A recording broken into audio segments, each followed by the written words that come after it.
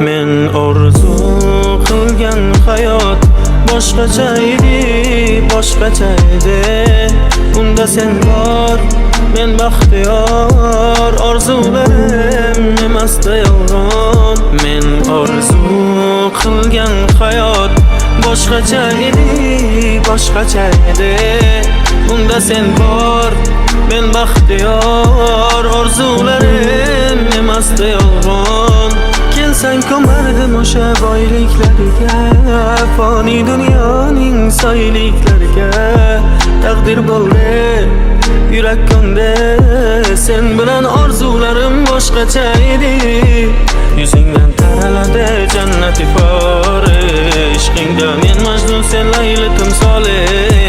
Majnun o'ldi, Layli so'ndi, sen bilan orzularim boshqacha edi, boshqacha edi, boshqacha edi.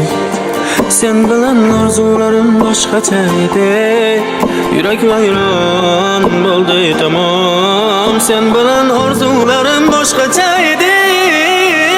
Şamda quyosh kabi qizarib botdim, sen ketding jarlikka otdim. Seni geç topdim, erta yo'q etdim, men nado bo'ldim 19 yoshim. Ishq oson emasdir bilardim, ko'ngil ko'chasida aylandi boshim. En go'zal yoshim senla sen oldim, meni tamom etdik 18 yoshim.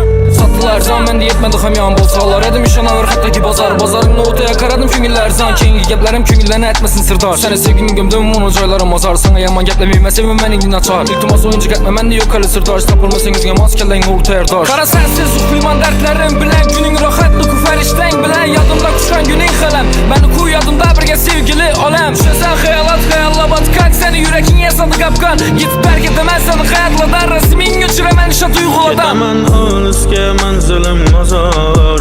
Men uchun o'likdan farqi yo'q bu jazo. Orzuyim bo'lma meni, omading ketdi seni.